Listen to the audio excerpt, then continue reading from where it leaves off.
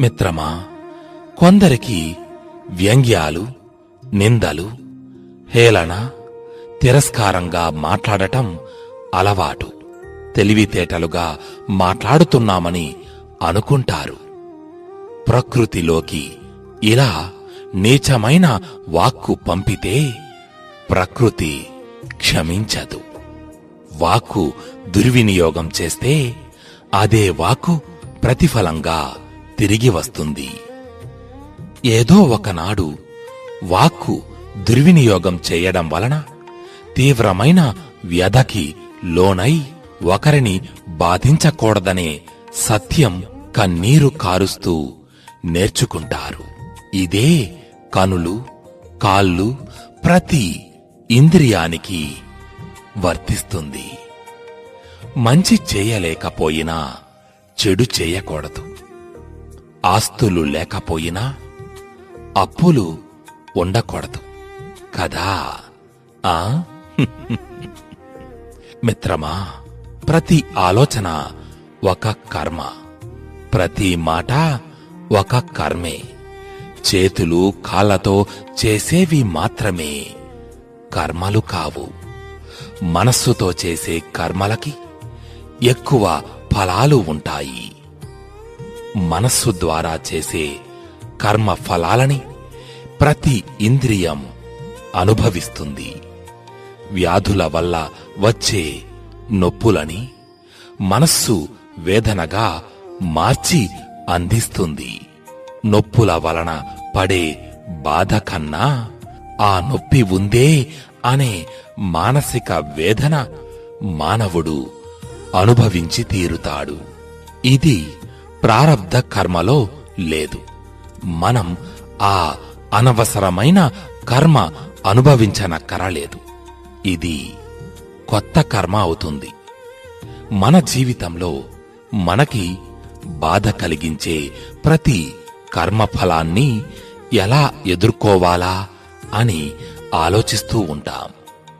పొద్దున్న లేచినప్పటి నుండి శరీరం అనుభవించే బాధల వలన పనులు సకాలంలో జరగకపోతే మనకు చిరాకు కలిగి దానికి కారణం అని అనుకుంటున్న వాళ్ళని నిందిస్తుంటాం కదా.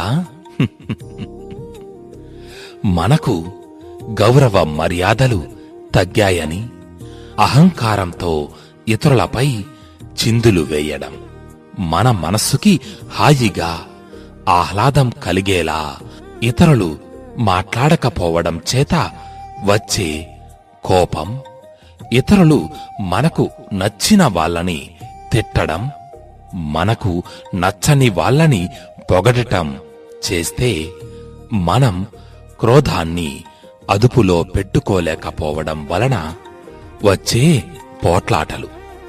ఇవన్నీ మనం వర్తమాన కాలంలో చేస్తున్న అనవసరమైన కొత్త కర్మలు. మనం ఇలా ప్రారబ్ధంలో లేని కొత్త కర్మలు చేస్తూ వీటికి తగిన ఫలాలు అనుభవిస్తూ ఇదంతా నా ముఖాన రాసి ఉంది, నా ప్రారబ్ధం ఇది అని అనుకుంటున్నాం. కష్టాలు మీ ప్రారబ్ధం కావచ్చు. ఆ కష్టాలని ఎదుర్కోవడంలో పడే మానసిక వేదన, చిరాకు, కోపం, ఆందోళన, ఇతరులని నిందించడం, ఇతరులను తిట్టడం మీ ప్రారబ్ధంలో లేవు.